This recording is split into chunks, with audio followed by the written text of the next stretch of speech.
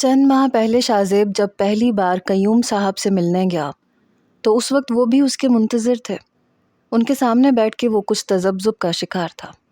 کافی دیر تو قیوم صابر اپنی زیرک نظروں سے اس کا جائزہ لیتے رہے۔ کیا لوگے؟ چائے یا کافی؟ قیوم صابر نے انٹرکام اٹھا کے شاہ زیب سے پوچھا۔ نہیں، کچھ بھی نہیں، آپ تکلف مت کریں۔ چلو پھر کولڈ ڈرنک پی لو، شاہ زیب سے کہہ کے انہوں نے 2 کولڈ ڈرنکس منگوا لیں۔ کچھ ہی دیر میں ایک ملازم کولڈ ڈرنک رکھ کے چلا گیا۔ ہاں تو پھر کیا سوچا تم نے شاہ زیب زمان، اپنے شوق کو ایک نئی راہ پہ لانے کے بارے میں؟ میں اسی لیے یہاں حاضر ہوا ہوں۔ میرے خیال سے اس میں کوئی حرج نہیں ہے۔ یہ تو اچھی بات ہے۔ میں کچھ ویڈیوز کے شارٹ کلپس بھیجوں گا تمہارے فون پہ۔ مجھے لگتا ہے تم جلدی فالو کر لوگے یہ سب کچھ۔ جی کیوں نہیں۔ دیکھو تم جتنی پریکٹس میں رہو گے اتنی ہی جلدی یوز ٹو ہوتے چلے جاؤ گے۔ تمہارا بائک پہ کنٹرول بہت کمال کا ہے۔ That's amazing. ایک لوکیشن بھیج رہا ہوں، کل اسی گراؤنڈ میں 4 بجے آ جانا۔ تمہیں ایک ہیوی بائک مل جائے گی اور چند لڑکے اور بھی ہوں گے جو تمہاری ہیلپ کریں گے۔ اس ماہ کے آخر میں کراچی کی مختلف کمپنیاں ہیں جو پرائیویٹلی تم جیسے لڑکوں کو سپورٹ کرتی ہیں۔ ہم سب ان کے اس ہنر کو صحیح معنوں میں بروئے کار لاتے ہیں۔ ہم سب کمپنی کے مالکان مل کے مقابلے بھی رکھواتے ہیں۔ شائقین جسے زیادہ پسند کرتے ہیں انہیں اول انعام بھی دیا جاتا ہے۔ میں چاہتا ہوں کہ تم 1 ماہ بعد اس مقابلے میں ضرور حصہ لو۔ کتنے پیسے ملتے ہیں انعام میں؟ شاہ زیب نے عام سے انداز میں پوچھا۔ یہی کوئی 2 لاکھ کیش، 1 شو کا۔ شاہ زیب کی سانس رکی تھی۔ 1 شو سے کیا مراد؟ کیا بہت سارے شو دکھائے جاتے ہیں؟ ہاں، کچھ بائک ریس میں حصہ لیتے ہیں، کچھ ہیوی بائک کو نت نئے انداز سے چلانے میں مہارت رکھتے ہیں۔ بس شائقین کا دل جس پہ آ جائے۔ تم کوشش جاری رکھو، practice makes a man perfect. Qayyum Sabir نے شاہ زیب کی آنکھوں میں ایک نئی امنگ کی جوت جلتی ہوئی دیکھی تھی۔ ٹھیک ہے، میں ضرور حصہ لوں گا۔ 1 ماہ شاہ زیب نے دن رات نہیں دیکھے۔ جو لڑکے اس فیلڈ میں پرانے تھے انہیں شاہ زیب پہ زیادہ محنت نہیں کرنی پڑی تھی۔ بہت جلد وہ سب کچھ سیکھ چکا تھا۔ زمان صاحب سے یہ کہہ دیا کہ اس کی جاب لگ گئی ہے۔ شام کو 4 بجے وہ لوٹتا تھا، اس کے بعد یونی سے سیدھا گراؤنڈ پہ۔ 1 ماہ بعد جب فائنل لڑکوں کو چننے کے لیے قیوم صابر نے آخری ٹیسٹ لیا تو شاہ زیب کی کارکردگی دیکھ کے ان کی آنکھیں چندیا گئی تھیں۔ بائک ریس سے لے کے ہیوی بائک پہ نت نئے کرتب وہ ایسے دکھا رہا تھا جیسے کئی سال اس میں ماسٹر رہ چکا ہو۔ قیوم صابر دل میں اس کی اس خوبی کو سراہ کے رہ گئے تھے۔ ان کی آنکھوں میں خوشی کی ایسی چمک تھی کہ بیان سے باہر تھی۔ بہت عرصے کے بعد کوئی ایسا لڑکا ان کے ہاتھ لگا تھا جو انہیں دن دگنی اور 4 چگنی ترقی دینے والا تھا۔ قیوم صاحب نے کھڑے ہو کے مسلسل تالیوں سے اسے سراہا تھا۔ 50,000 کا چیک فوراً اسے انعام کے طور پہ دیا تھا، کیونکہ وہ جانتا تھا کہ آگے چل کے وہ اس لڑکے سے لاکھوں کروڑوں کما لے گا۔ میں بہت خوش ہوں تم سے، تم میری توقع سے بڑھ کے ہو لڑکے۔ Thank you sir. 50,000 کے چیک نے شاہ زیب کی تھکن دور کر دی تھی۔ پہلی بار اپنے شوق کی قیمت وصول کی تھی اس نے۔ تمہارا نام کس کیٹیگری میں لکھوا دوں؟ میں 3 سے 4 مقابلوں میں حصہ لینا چاہوں گا۔ بائک ریس اور ہیوی بائک پہ 1 ویلنگ کے علاوہ 1 ویلنگ کی ریس میں بھی۔ شاہ زیب یہ مشکل امر ہے۔ قیوم صاحب نے حیرت سے کچھ دیر اسے دیکھنے کے بعد اس سے کہا تھا۔ سر مجھے پیسوں کی سخت ضرورت ہے، میں کر لوں گا، پلیز آپ میرا نام لکھوا دیں۔ قیوم صابر خاموش ہو گیا۔ مقابلے کا دن بھی آن پہنچا تھا۔ مقابلے میں سب سے پہلے ایک ہیلمٹ اس نے سر پہ پہنا جس سے اس کا چہرہ تک چھپ چکا تھا۔ پہلا مقابلہ بائک ریس کا تھا۔ ہاتھوں میں بلیک دستانے، بلیک ہی پینٹ شرٹ پہنے، سیٹی کی آواز پہ سب کی بائک زوم سے چلی۔ صاف شفاف روڈ پہ بائک تیزی سے رواں دواں تھی۔ شاہ زیب کا پورا فوکس روڈ کی طرف تھا۔ اسپیڈ وہ بڑھاتا ہوا کافی حد تک بڑھا چکا تھا۔ کچھ ہی لمحوں میں وہ سب کو پیچھے چھوڑ گیا۔ پوری ریس میں اس نے زگ زیگ بائک چلاتے ہوئے کسی کو بھی آگے نہیں بڑھنے دیا تھا۔ نتیجہ جیت کی صورت میں نکلا، جسے شاہ زیب کی بائک نے ربن توڑتے ہوئے جیت کی نوید سنائی۔ قیوم صابر اپنی کرسی سے اٹھ کے تالیاں بجانے لگے۔ لوگوں کی تالیوں کی گونج رک نہیں رہی تھی۔ وہ اپنے مقررہ وقت سے پہلے پہنچا تھا۔ باقی کمپنی کے سیٹھوں کی پیشانیوں پہ تیوری سی چڑھی۔ آنا اور چھا جانا یہ مثال اس وقت شاہ زیب پہ فٹ تھی۔ اگلا مقابلہ 1 ویلنگ ریس کا تھا، اور یہ شاہ زیب پہلے بھی بہت دفعہ کر چکا تھا اور مسلسل 1 ماہ سے پریکٹس میں تھا، اس لیے وہ مقابلے کی جیت بھی اسی کا مقدر بنی۔ ہیوی بائک پہ نت نئے طریقے سے کرتب دکھاتا ہوا وہ سب شائقین کو مبہوت کر چکا تھا، لیکن تھک بھی بہت چکا تھا۔ مسلسل یہ تیسرا مقابلہ تھا جو وہ کر رہا تھا، لیکن ہمت ہارنے کو تیار نہیں تھا۔ خوشی کی انتہا اسے اس وقت ہوئی جب اس پہ بھی جیت اس کا مقدر بنی۔ وقت ختم ہوتے ہی جب اس نے بائک روکی تو وہ بری طرح ہانپ رہا تھا، مگر شائقین تو بس اس کی ایک جھلک دیکھنے کے لیے متوالے ہوئے جا رہے تھے۔ چند چینل کے صحافی بھی وہاں موجود تھے۔ گراؤنڈ سے باہر نکلتی ایک ہجوم تھا جو اس نئے لڑکے کے گرد بھن بھن آ رہا تھا۔ ہم نے سنا ہے آپ نے پہلی بار ان مقابلوں میں حصہ لیا ہے؟ جی، ٹھیک سنا ہے، شاہ زیب نے مدافعانہ انداز میں جواب دیا۔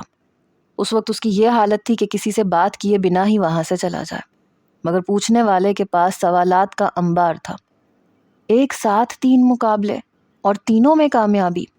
لوگوں کے دل آپ نے اپنے ایک ہی شو میں گرویدہ بنا دیے ہیں، لیکن وہ اپنے اس ہیرو کے نام سے ناواقف ہیں۔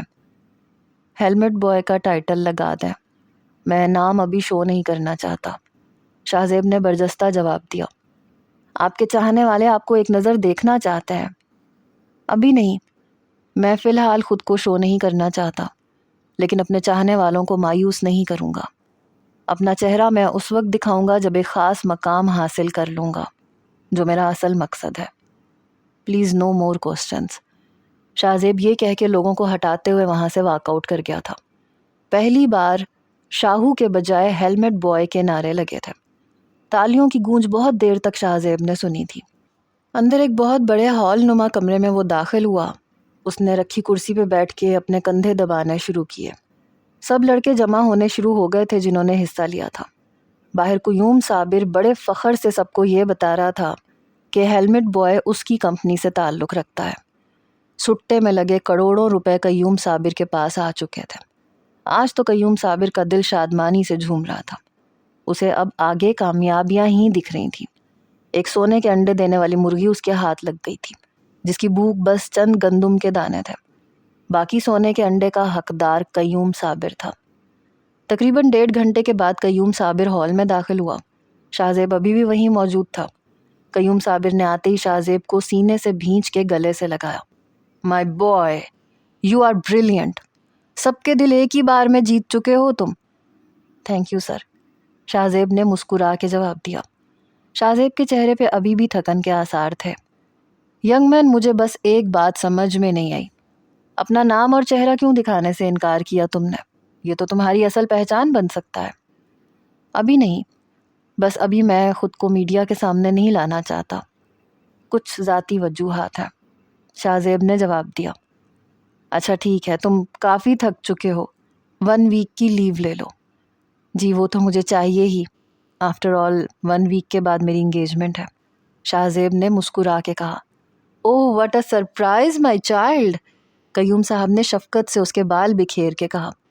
سر مجھے خوشی ہوگی اگر آپ آئیں تو۔ آف کورس آؤں گا، قیوم صابر نے فوراً سے حامی بھری۔ شاہ زیب کچھ جھجک کے بولا، sir if you don't mind, مجھے کچھ پیسوں کی ضرورت ہے، اسی وجہ سے میں نے 3 مقابلوں میں حصہ لیا تھا۔ او سوری، میں بھول ہی گیا، قیوم صابر نے جیب سے ایک چیک بک نکالی، 6 کی جگہ 7 لاکھ کا چیک بنا کے اس کے حوالے کیا۔ انجوائے یور سیلف، 6 لاکھ تمہاری محنت کے، 1 لاکھ میری طرف سے انعام۔ قیوم صابر نے دانا تو ڈالنا ہی تھا تاکہ سونے کا انڈا دینے والی مرغی کو کوئی اور نہ اچک لے۔ شاہ زیب نے چیک کو ایک بار غور سے دیکھا، جسم تھکن سے چور چور ہو رہا تھا۔ چیک جیب میں ڈال کے وہ وہاں سے نکل گیا۔ 2 دن تو اس نے سو کے ہی گزارے تھے، پھر چیک کیش کروا کے سب سے پہلے نینا کی شاپنگ کی۔ کسی چیز کی وہ کمی نہیں کرنا چاہتا تھا، اس لیے ہر چیز وہ اس کی شایان شان لے رہا تھا۔ اپنی پچھلی ساری زندگی پیسہ سوچ سوچ کے خرچ کیا تھا، لیکن آج بے دریغ خرچ کر رہا تھا، مگر اپنے لیے نہیں، نینا کے لیے۔ جولر کے پاس جا کے اس نے ڈائمنڈ کی رنگ کا انتخاب کیا جو خاصی مہنگی تھی۔ عاصم اور اپنی ماں کے لیے کپڑے خریدے، باقی کے پیسے اپنے اکاؤنٹ میں رکھوا دیے۔ منگنی سے پہلے وہ قیوم صابر سے کہہ چکا تھا کہ وہ اپنے والد سے ان کی ملاقات کروانا چاہتا ہے، لیکن وہ ان سے یہ کہیں کہ وہ ان کے آفس میں جاب کرتا ہے۔ کچھ دیر تو قیوم صابر شاہ زیب کو دیکھتے رہے، سوچتے رہے کہ یہ کیا ماجرا ہے، لوگ خود شو آف کرنے کے لیے کیا کچھ نہیں کرتے اور یہ چھپا رہا ہے۔ پھر سوچا کہ مجھے کیا لگے، میرا کیا بگاڑتا ہے، مجھے تو اسی سے فائدہ ہی پہنچ رہا ہے، اس لیے حامی بھر لی۔ منگنی پہ شاہ زیب نے زمان صاحب سے قیوم صابر کی ملاقات یہ کہہ کے کروائی تھی کہ وہ ان کے آفس میں جاب کرتا ہے۔ شاہ زیب زمان صاحب کو مطمئن کرنا چاہتا تھا اور یہ کام قیوم صابر نے بہت اچھے سے سنبھال لیا تھا۔ 1 ماہ بعد ایسا ہی ایک اور مقابلہ کراچی میں منعقد ہوا۔ لوگوں کی بھیڑ اس بار پہلے سے زیادہ تھی۔ ہیلمٹ بوائے پہ اس بار قیمت دگنی لگی تھی۔ اس بار اسے ایک شو کے 5 لاکھ ملے تھے۔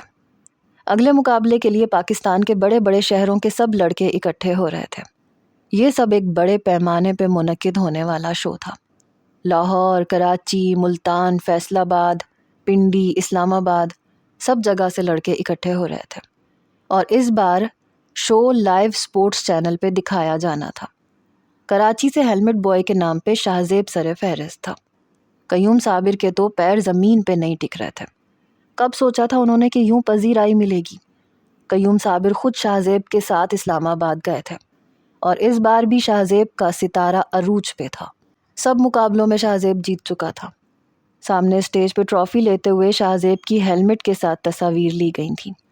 وہیں بیرونی ممالک سے آئے اسی فیلڈ سے منسلک لوگوں کو شاہ زیب کی کارکردگی پسند آئی تھی۔ 10 لاکھ کا چیک دیکھ کر شاہ زیب کی خوشی کا ٹھکانہ نہیں رہا تھا۔ شاہ زیب نے گراؤنڈ میں داخل ہوتے ہی دستانے چڑھائے اور ہیوی بائک کی طرف بڑھ رہا تھا۔ بہت بڑا ایک ٹریک تھا، لیکن نہایت ہی خطرناک۔ پورے ٹریک کے اطراف میں آگ لگی ہوئی تھی، اور سیدھی نظر آنے والی سڑک کے بیچوں بیچ کئی جگہ پہ گول سے رنگ تھے جو چاروں طرف سے آگ کی لپیٹ میں تھے، اور اس پورے ٹریک میں کئی جگہ ایسے ہی رنگ اور سرنگیں سی بنی ہوئی تھیں جہاں سے اس ہیلمٹ بوائے کو گزرنا تھا۔ سامنے شائقین ہیلمٹ بوائے کے نعروں سے اس لڑکے کی پذیرائی کر رہے تھے۔ سب سے پہلے اس نے اپنے مداحوں کو ہاتھ ہلا کے اپنی موجودگی کا احساس دلایا، اور پھر وہ بائک سنبھال چکا تھا۔ ایسا خطرناک کھیل کھیلنے والا اس وقت گراؤنڈ میں وہ واحد وہی شخص تھا۔ شاہ زیب نے کک مار کے بائک سٹارٹ کی۔ لوگوں کا شور کافی حد تک کم ہو چکا تھا۔ شاہ زیب آج جس ٹریک پہ بائک چلا رہا تھا وہ زیادہ چوڑا نہیں تھا، ایک سے دوسری بائک وہاں نہیں چل سکتی تھی، اس لیے اطراف میں لگی آگ کی تپش بہت اچھے طریقے سے محسوس ہو رہی تھی۔ لیکن اس وقت اس کا فوکس بائک پہ رکھنا ضروری تھا۔ بائک کا ٹریک بھی کافی آڑا ٹیڑھا پیچیدہ قسم کا تھا، لیکن تیز اسپیڈ سے اسے یہ سب صرف چند منٹوں میں عبور کرنا تھا۔ تقریباً 1 میل کا فاصلہ طے کرتے ہی ٹریک شروع ہو چکا تھا۔ پورے ہال میں لاکھوں مداحوں کی موجودگی میں بھی ہو کا عالم تھا۔ آواز تھی تو شاہ زیب کی بائک کی، لوگوں کی نظریں تھیں تو شاہ زیب پہ۔ اونچے نیچے ٹریک پہ توازن کو برقرار رکھنا ہی جان جوکھم کا کام تھا، کیونکہ ایک دم ہی ٹریک کی اونچائی شروع ہو رہی تھی اور لمحے بھر بعد ایک دم نیچے گہرا راستہ، پھر آگے گول رنگ کا سلسلہ شروع ہوا تو لوگوں کی آنکھیں پھٹی کی پھٹی رہ گئیں۔ لیکن ٹریک ختم ہوتے ہی شاہ زیب کی بائک کے ٹائر آگ کی لپیٹ میں آ چکے تھے۔ سب شائقین کی جان پہ بنی، بے ساختہ لوگ اپنی کرسیوں سے کھڑے ہو چکے تھے۔ ایک چیخو پکار تھی جو ہال میں اٹھی تھی۔ سب کو لگا تھا کہ اب بائک بلاسٹ ہو جائے گی اور یہ لڑکا اپنی زندگی سے ہاتھ دھو بیٹھے گا۔ قیوم صاحب کے بھی پسینے چھوٹ گئے تھے۔ وہ مسلسل 10 دن سے ایک کے بعد ایک خطرناک کھیل کھیل رہا تھا۔ یہ آخری شو تھا، وہ تھک بھی چکا تھا، اور یہ کھیل بھی سب سے زیادہ خطرناک تھا۔ نینا دم بخود بیٹھی تھی، لگتا تھا بے جان وجود کے ساتھ یہ سب دیکھ رہی ہے۔ آنسو ٹپ ٹپ آنکھوں سے بہہ رہے تھے۔ بائک کو آگ کی لپیٹ میں دیکھ کے منہ سے چیخ برآمد ہوئی تھی۔ شاہ زیب! دل نے بس یہی نام پکارا تھا۔ بائک کے ٹائر کو لگی آگ دیکھ کے نینا کی جان نکلی تھی، مگر اگلے ہی پل شاہ زیب نے پھرتی دکھاتے ہوئے بائک کو آگے کی طرف دھکیل دیا۔ بس چند سیکنڈ کے بعد ایک دھماکے سے بائک کو آگ لگ چکی تھی۔ شاہ زیب بھی گرا تھا، مگر ہیلمٹ کی وجہ سے چوٹیں صرف جسم پہ ہی لگی تھیں، یا یوں کہہ لیں کہ بال بچ گیا تھا۔ نینا کی چیخیں برآمد ہوئی تھیں۔ رحمت بی بی فوراً سے لاؤنج میں پہنچی. نینا کو زاروں قطار روتا دیکھ کے اسے اپنے ساتھ لگایا. بیبی کیا ہوا؟ لیکن وہ کچھ بھی بتانے کی پوزیشن میں نہیں تھی. رحمت بی بی کے ساتھ لپٹ کے روتی رہی. جب ٹی وی پہ تالیوں کی گونج سنائی دی تو وہ اپنے ٹرانس سے باہر نکلی. ٹی وی پہ سامنے کھڑا وہ ٹرافی وصول کر رہا تھا. ہیلمٹ بوائے کے نعرے گونج رہے تھے. رحمت بی بی نے نینا کو پانی پلایا. رحمت بی بی کمرے سے میرا موبائل لا کے دے. نینا اب کچھ سنبھلی تھی. دل تھا کہ دھڑکنا بھول چکا تھا. سامنے وہ بے دردی بالما اپنی جیت کا چیک وصول کر رہا تھا. ساری گتھیاں نینا کے ذہن میں سلجھنے لگی. ہاتھ میں پہنی انگوٹھی اسے منہ چڑھاتی محسوس ہوئی. رحمت بی بی فون لے کے آئیں تو سب سے پہلے نینا نے آنسو پونچھے اور سب سے پہلے عاتقہ بیگم کو فون کیا. باتوں کے دوران اس نے یہ پوچھا کہ شاہزیب کس کام کے لیے اسلام آباد گیا ہے، لیکن وہ بھی لا علم تھی. انہوں نے بھی وہی بتایا جو شاہزیب نے نینا سے کہا تھا. یقیناً اپنی فیملی کو بھی وہ دھوکے میں رکھ کے گیا تھا. پھر نینا نے اپنی منگنی کے جوڑے اور انگوٹھی کا پوچھا. عاتقہ بیگم سے ہی اسے معلوم ہوا کہ انہوں نے تو اسے کوئی جوڑا دیا ہی نہیں تھا. شاہزیب نے ان سے یہ کہا تھا کہ نینا خرید چکی ہے اور انگوٹھی بھی شاہزیب نے ہی انہیں لا کے دی تھی. نینا سمجھ گئی تھی کہ یہ سب کچھ شاہزیب نے کیسے حاصل کیا ہے. 2 دن نینا نے کیسے کاٹے یہ وہی جانتی تھی. لیکن جب شاہزیب کی کال آئی تو اطمینان بھرا سانس اس نے لیا تھا کہ وہ واپس پہنچ گیا ہے. مگر کال اٹینڈ نہیں کی تھی اس کی 2 دن. دن رات شاہزیب کی کالز اور میسیجز آتے رہے مگر نینا بھی بے حسی کی تصویر بنی بیٹھی رہی. لیکن وہ بھی شاہزیب تھا. اتنا صبر کہاں سے لاتا جو نینا نے کیا. 2 دن بعد ہی اس کے کالج سے باہر کھڑا تھا. نینا اسے دیکھ کے سمجھ گئی کہ اب وہ اسے ساتھ لیے بنا نہیں جائے گا، اس لیے اس کے ساتھ بیٹھ گئی تھی. شاہزیب کی ہر بات کی تصدیق ہو چکی تھی مگر اس نے نینا کی بات کا جواب نہیں دیا تھا. خاموشی سے نینا کو دیکھتا رہا، پھر دوبارہ بائک پہ بیٹھ گیا. چلو آؤ تو میں تمہارے گھر چھوڑ دوں. شاہزیب کی بات سن کے نینا اس کے پیچھے بیٹھ گئی. اپنے بنگلے کے باہر اتر کے شاہزیب کو دیکھنے لگی. شاہزیب، آپ کی انگوٹھی میرے پاس آپ کی امانت ہے.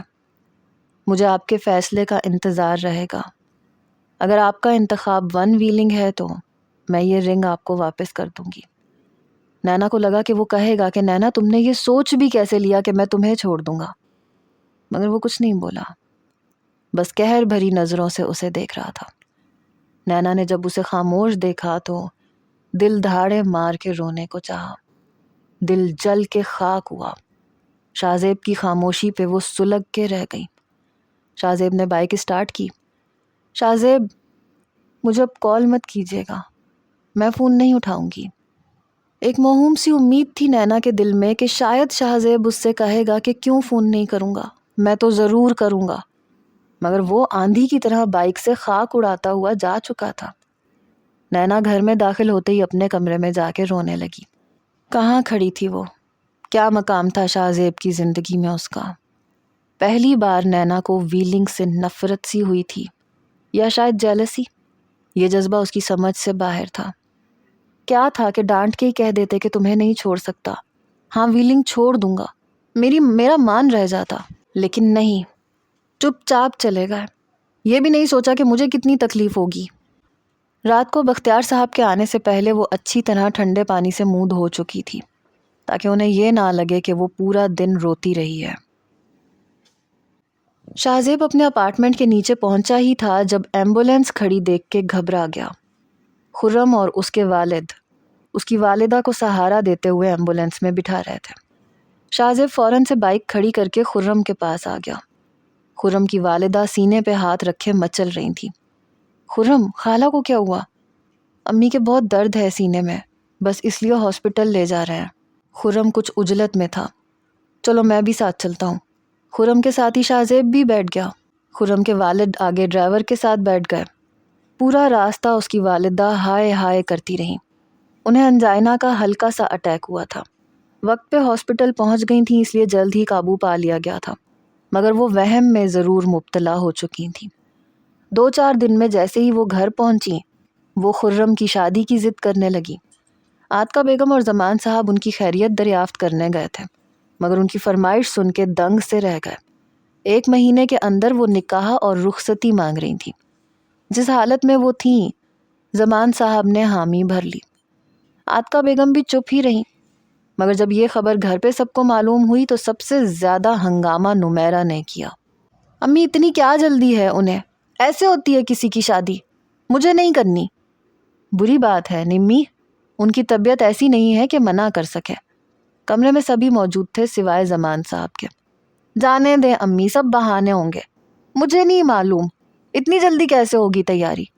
نمیرہ ٹسوے بہا رہی تھی۔ عاتقہ بیگم اسے گھور رہی تھی۔ شازمہ نمیرہ کے پاس بیٹھ گئی۔ ہو جائے گی نمی، تم فکر مت کرو۔ امی میری جتنی بھی چیزیں آپ لے چکی ہیں وہ آپ نمی کو دے دیں۔ میری شادی میں تو ابھی 3 مہینے پڑے ہیں، لیکن خالہ کو انکار کرنا ٹھیک نہیں ہے۔ شازمہ نے مشورہ دیا۔ شازمہ نے نمیرہ کا مسئلہ پل میں حل کیا تھا۔ شازی آپی، میں کیوں پہنوں آپ کے کپڑے؟ اور اتنی جلدی؟ کیا میرے ارمان پورے ہو جائیں گے؟ 4 لوگوں میں نکاح کروا کے رخصت کر کے لے جانے سے خرچہ جو بچ رہا ہے ان کا، اس لیے یہ ترکیب لڑائی ہے انہوں نے۔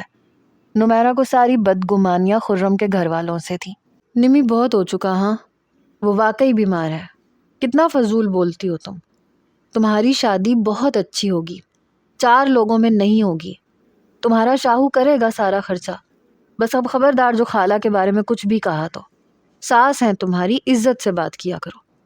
شاہزیب نے نمیرہ کو ڈپٹا تو وہ چپ ہو گئی۔ کیوں بھائی، شاہو کی لاٹری نکل آئی ہے یا آج کل بینک ڈکیتی کرنے کا ارادہ ہے بادشاہ سلامت کا، جو 1 مہینے میں ہو جائے گا سارا انتظام؟ امی آپ کہہ دیں کہ اتنی جلدی شادی بس سادگی سے ہی ہو سکتی ہے۔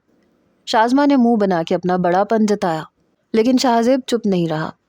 شامی کباب تم جل کے خاک ہی ہوتی رہو گی، اور دیکھنا تم نمی کی شادی کیسے دھوم دھام سے ہوتی ہے۔ شازمہ کی طبیعت صاف کرنے کے بعد وہ اب نمیرہ کو تسلی دینے لگا تھا۔ نمی تم فکر مت کرو، شادی تمہاری ویسے ہی ہوگی جیسے سب کی ہوتی ہے۔ شاہزیب کیسے کرو گے سب؟ عاتقہ بیگم بول پڑی۔ باس سے قرضہ لے لوں گا امی۔ پیسے تو شاہزیب کے پاس تھے اور اچھے خاصے تھے، لیکن یہ بات وہ ماں کو نہیں بتا سکتا تھا۔ کوئی ضرورت نہیں ہے قرضوں کی، عاتقہ بیگم نے فوراً سے ٹوک دیا۔ نمی کے آنسو پھر سے بہنے لگے۔ لیکن شاہزیب نے پھر بھی شادی کا جوڑا نمیرہ کو اچھا خاصا مہنگا لا کے دیا تھا۔ شاپنگ پہ بھی لے کے گیا تھا، جو جو اسے پسند تھا شاہزیب نے لے کے دیا تھا۔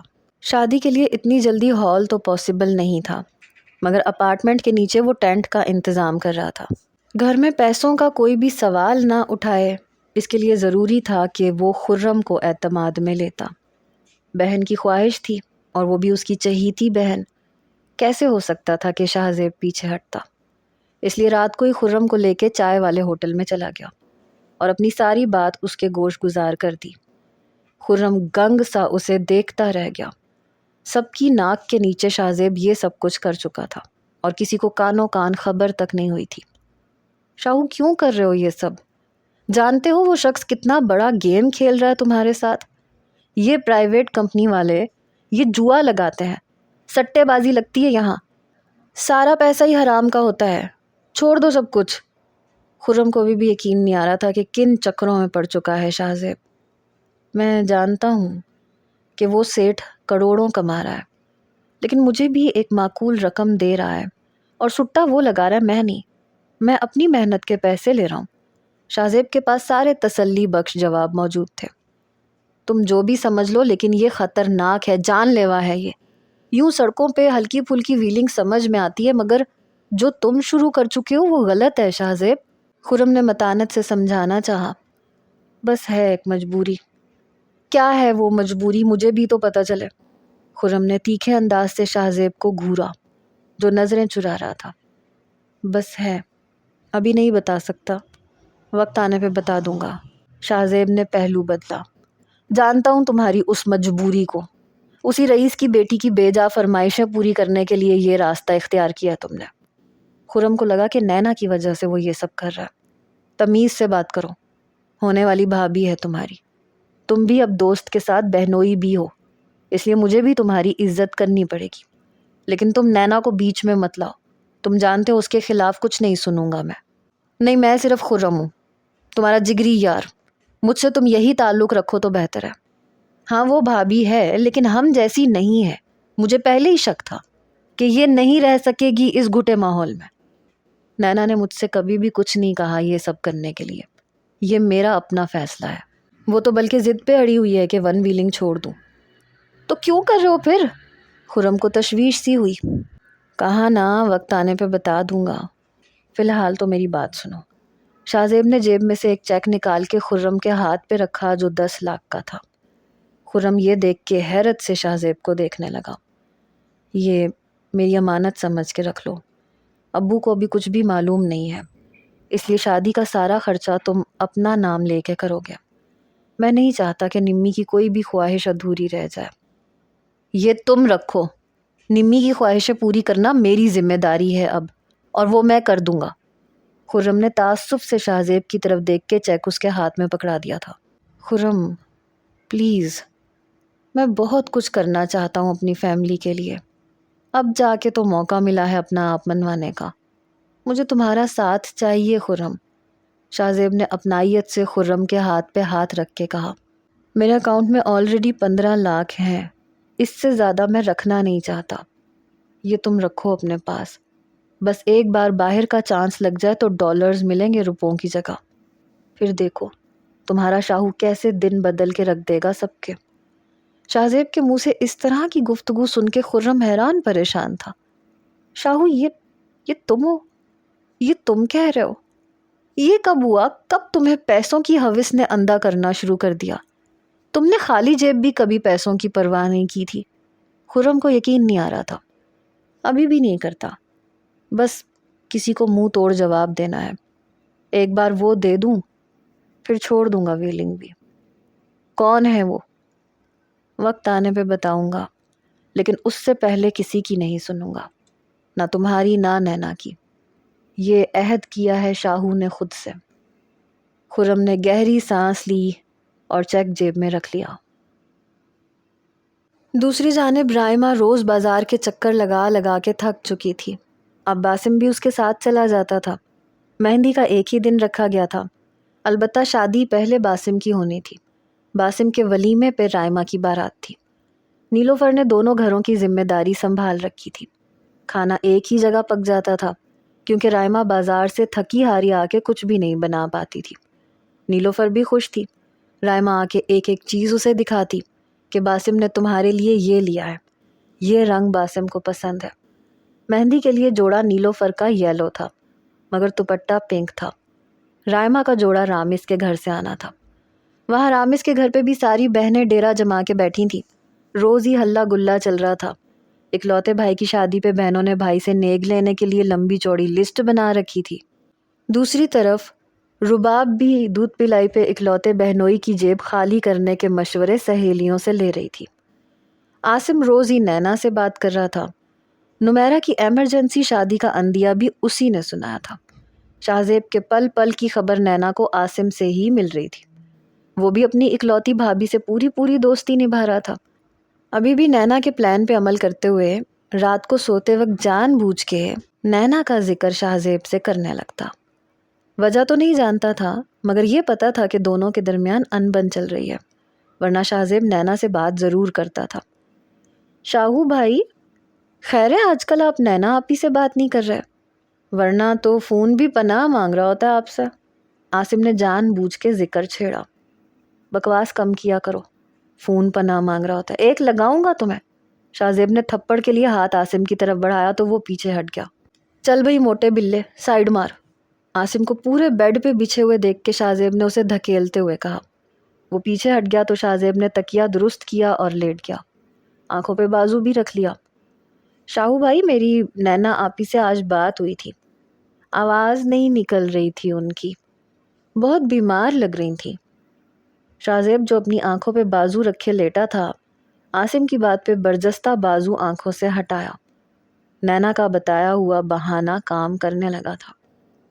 تو تم نے پوچھا نہیں کیا ہوا اسے؟ شاہ زیب کے چہرے پہ فکر مندی نمایاں تھی۔ کیسے پوچھتا، بیچاری آپی سے بات ہی نہیں ہو رہی تھی۔ عاصم نے بھی بے چارگی چہرے پہ سجائی۔ شاہ زیب اٹھ کے بیٹھ گیا۔ جانتا تھا کہ وہ خود سے بات کرے گا تو وہ فون تک نہیں اٹھائے گی، اس لیے عاصم کے اوپر سے ہوتے ہوئے اس کی سائڈ سے اس کا موبائل اٹھایا۔ چل بھئی موٹے، اٹھ کے بیٹھ۔ شاہ زیب نے نینا کا نمبر ملایا اور فون اسپیکر پہ کر دیا۔ سنو، بات تم کرو گے، خیریت پوچھو اس کی، اور خبردار جو یہ بتایا کہ میں اس کی بات سن رہا ہوں۔ شاہ زیب کے اس اقدام سے عاصم گھبرا سا گیا۔ نینا کون سا سچ مچ بیمار تھی، وہ بس یہ چاہ رہی تھی کہ کسی طرح شاہ زیب اس کی بات مان لے اور اس کی بیماری کا سن کے شاید اس کا دل نرم پڑ جائے۔ پریشان تو وہ واقعی ہو چکا تھا۔ عاصم کا رنگ اڑا ہوا تھا۔ اسے معلوم تھا کہ جیسے ہی نینا فون اٹھائے گی عاصم کا جھوٹ پکڑا جائے گا، اور یہی ہوا۔ نینا نے فون اٹھایا۔ چہکتی ہوئی آواز نینا کی سنائی دی۔ Hello Asim, how are you? Shah Zeb نے گھور کے عاصم کی طرف دیکھا۔ عاصم کا حلق خشک ہوا۔ شاہ زیب نے عاصم کو بات کرنے کا اشارہ کیا۔ وہ نفی میں سر ہلانے لگا۔ شاہ زیب نے ایک چپت اس کے سر پہ لگائی اور بات کرنے کا اشارہ کیا۔ فائن آپی، اب بتاؤ، تم نے کہا ان سے کہ میں بیمار ہوں؟ نینا کے استفسار پہ عاصم نے چور آنکھوں سے شاہ زیب کو دیکھا جو خشمگین نظروں سے اسے گھور رہا تھا۔ جی آپی۔ پھر کیا ری ایکشن تھا ان کا؟ فون کا اسپیکر آف کر کے شاہ زیب نے فون اپنے کان پہ لگایا۔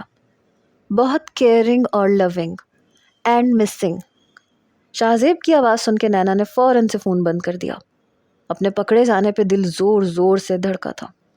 فون کی بیل اب شاہ زیب کے نمبر سے آنے لگی، مگر نینا نے کال کاٹ دی۔ پھر میسیجز آنے لگے۔ میری بلبل کو اتنی فکر ہے میری تو مجھ سے بات کر سکتی ہے، عاصم کو بیچ میں لانے کی ضرورت نہیں ہے، وہ ویسے ہی ڈپو ہے تمہاری طرح، میرے سامنے یہ چالاکی نہیں چلے گی نینا۔ بات نہ کرنے کی شرط تم نے ہی لگائی ہے، جب چاہے توڑ سکتی ہو۔ لو یو میری مینا اینڈ گڈ نائٹ۔ شاہ زیب کا میسج پڑھ کے نینا نے فوراً سے فون سائڈ پہ رکھ دیا۔ مطلب یہ شخص ایسے نہیں مانے گا۔ نینا کو اپنے پلان کے فلاپ ہونے کا افسوس ہو رہا تھا۔ چند دن بعد ہی زمان صاحب نے بختیار صاحب کو نمیرہ کی شادی کا سندیسہ دیا۔ نینا تو دل و جان سے جانے پہ راضی تھی۔ بختیار صاحب تو یہ سن کے شش و پنج میں مبتلا تھے کہ پہلی بار کسی کی شادی اسی کے گھر کے باہر کناتوں میں دیکھنی پڑے گی۔ یہ بھلا کیسی شادی ہوئی؟ ارے پیسے نہیں تھے تو مجھ سے کہہ دیتے، 2 گھنٹے میں سب کچھ ارینج کر دیتا۔ رانا بختیار پہ یہ وقت بھی آنا تھا کہ اس طرح کی شادی دیکھے گا۔ بختیار صاحب کی اکڑ تھی کہ کم ہونے کو تیار نہ تھی۔ پاپس کیا حرج ہے؟ نینا نے بات بنائی۔ نینا مجھے بالکل نہیں پتا تھا کہ تم مجھے یہ دن بھی دکھاؤ گی۔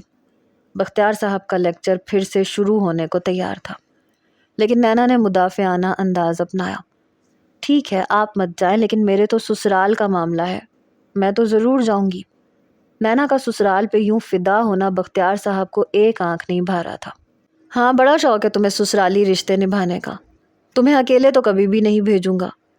دیکھو میں ساتھ تو چلوں گا لیکن ہم زیادہ دیر نہیں رکیں گے۔ اوکے پاپس، پھر آپ جلدی آ جائیے گا۔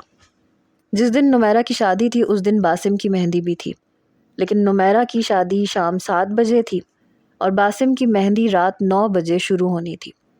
صبح سے باسم شاہ زیب سے اصرار کر رہا تھا کہ شادی سے فارغ ہوتے ہی اس کی مہندی کے فنکشن میں لازمی پہنچے۔ یار میں نہیں آ پاؤں گا، سمجھا کرو، بہن کی شادی پہ وقت کیسے نکالوں گا؟ شاہ زیب میں کچھ نہیں سنوں گا، تم لازمی آؤ گے اور عاصم کو لے کے۔ ہاں سمجھ گیا، اس چشماٹو نے ہی کہا ہوگا تمہیں مجھے پٹانے کے لیے تاکہ اسے پک اینڈ ڈراپ فری مل سکے۔ اس نے کیا بھی ہے، لیکن دوستی بھی تو ہے ہماری، میرے ہاتھ پہ بھی تو کوئی مہندی لگانے والا ہو۔ اوہو، پھر تو آنا پڑے گا، ایسی مہندی لگاؤں گا جس کا رنگ پکا ہو، ایک دم سرخ۔ شاہ زیب کی بات پہ باسم مسکرانے لگا۔ عاتقہ بیگم کے کہنے پہ نینا نے منگنی والی پنک میکسی ہی پہنی تھی۔ 6 بجے ہی تیار ہو کے بختیار صاحب سے جانے کی ضد کرنے لگی۔ پاپس جلدی چلے نا، سارا مزہ تو نکاح سے پہلے کے ہلے گلے کا ہوتا ہے، بعد میں کیا مزہ آئے گا؟ اچھا ہو جاتا ہوں، پہلے ذرا نیوز تو سننے دو۔ نو پاپس جلدی سے تیار ہو کے آئے۔ نینا نے LED آف کر دی۔ بختیار صاحب بھی ہار مانتے ہوئے اپنے کمرے میں تیار ہونے چلے گئے۔ نیلو اور رائما گھر کے صحن میں رکھی کرسیوں پہ مہندی کے جوڑے پہنے بیٹھی تھیں۔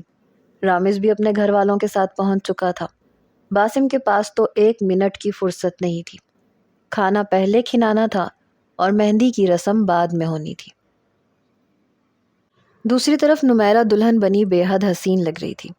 زمرد بیگم بھی شازل اور جیدی صاحب کے ساتھ پہنچ چکی تھیں۔ شازمہ نے وائٹ فراک پہنا تھا، شازل نے وائٹ شلوار قمیض۔ سفید شلوار قمیض کے اوپر بلیک واسکٹ پہنے شازیب اور عاصم دونوں ہی ڈیشنگ لگ رہے تھے۔ سیفی نے شازیب کی طرف سے شادی میں آنا تھا اور جمی نے خرم کی طرف سے۔ نمیرہ گھر پہ ہی کمرے میں بیٹھی تھی، نکاح کے بعد ہی اسے نیچے لے جایا جانا تھا۔ بختیار صاحب کی گاڑی اپارٹمنٹ میں پارک ہوتے ہی نینا اتر کے فوراً سے اوپر چلی گئی۔ بختیار صاحب اپنے پورے وقار کے ساتھ چلتے ہوئے ٹینٹ میں داخل ہوئے۔ زمان صاحب اور خرم کے والد سبھی مہمانوں سے مل رہے تھے، ساتھ ہی ساتھ انہیں بھی بیٹھنے کا بول رہے تھے۔ بختیار صاحب کو دیکھ کے زمان صاحب اور خرم کے والد بہت گرم جوشی سے ان سے ملے، انہیں سامنے صوفے پہ VIP جگہ پہ بٹھایا۔ پھر پینٹ کوٹ میں انہیں گرمی سی لگنے لگی تو فوراً سے 2 اسٹینڈ فین بختیار صاحب کے سامنے لگائے گئے۔ ٹھنڈی منرل واٹر کی بوتل ان کے سامنے پیش کی گئی، لیکن پھر بھی ان کے ماتھے کے بل ختم نہیں ہو رہے تھے۔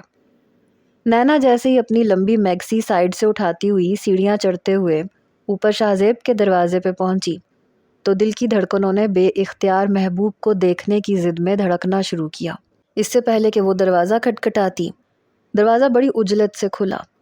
سامنے ہی شازیب بھی باہر تیزی سے نکلنے کو تھا، مگر نینا کو دیکھ کے ٹھٹک گیا۔ نظروں کے تصادم نے کیا کچھ نہیں بتایا تھا۔ 1 مہینے کی جدائی کی ساری بے تابیاں نظروں میں سمٹ آئی تھیں۔ نینا نے فوراً سے کسی چور جذبے کو دباتے ہوئے نظریں چرائی تھیں۔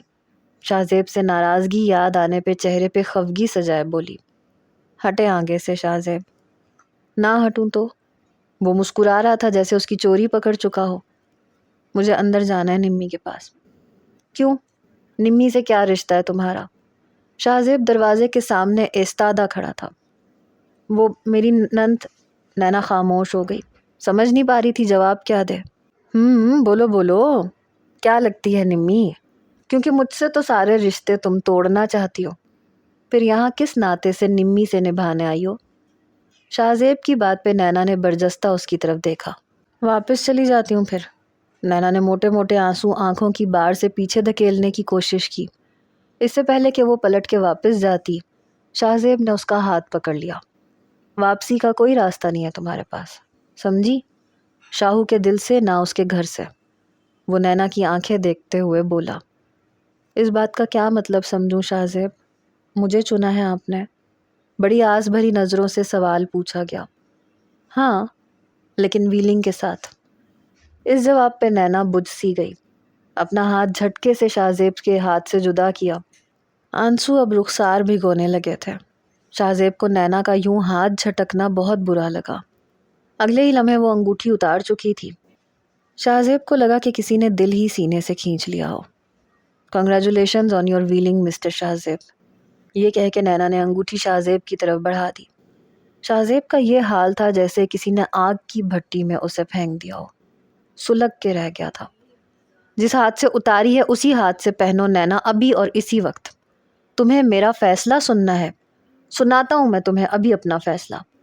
اندر جاؤ اور ٹھیک 15 منٹ کے بعد میرا فیصلہ تم تک پہنچ جائے گا، اور 2 سیکنڈ دے رہا ہوں تمہیں، پہنو اسے واپس۔ تیسرا سیکنڈ نہیں ہے تمہارے پاس۔ شازیب کے لہجے میں درستگی تھی۔ نینا نے فوراً سے رنگ پہن لی اور وہ لمحہ ضائع کیے بغیر نیچے اتر گیا۔ نینا کو خوف نے آن گھیرا تھا، کیا کرے گا 15 منٹ میں؟ اف میرے خدایا! نینا کا ہاتھ سینے پہ گیا تھا۔ دروازہ کھول کے وہ اندر چلی گئی۔ عاتکہ بیگم، زمرد بیگم، شازمہ، باقی سب ملنے ملانے والی خواتین اب نینا سے ملنے لگی، مگر اس کا ذہن شازیب کی طرف تھا اور نظریں گھڑی کی طرف۔ سب سے مل کے وہ نمیرہ کے کمرے میں چلی گئی۔ نمیرہ بھی اٹھ کے نینا سے گلے ملی۔ دل تھا کہ پسلیاں توڑ کے باہر آنے کو مچل رہا تھا۔ بار بار وہ گھڑی کی طرف دیکھ رہی تھی۔ 5 منٹ گزر چکے تھے، 10 منٹ باقی تھے۔ نینا کی پیشانی پہ پسینے کے قطرے نمودار ہونے لگے۔ دل میں بار بار خود کو کوسنے لگی کہ کیا ضرورت تھی انگوٹھی اتارنے کی؟ میں نے کیوں اسے اتنا غصہ دلا دیا؟ نہ جانے کیا کریں گے اب؟ نینا کو خود پہ افسوس ہونے لگا۔ ٹھیک 5 منٹ بعد عاتکہ بیگم اور شازمہ اڑی ہوئی رنگت سے اندر داخل ہوئی۔ نینا کا دل تھما تھا۔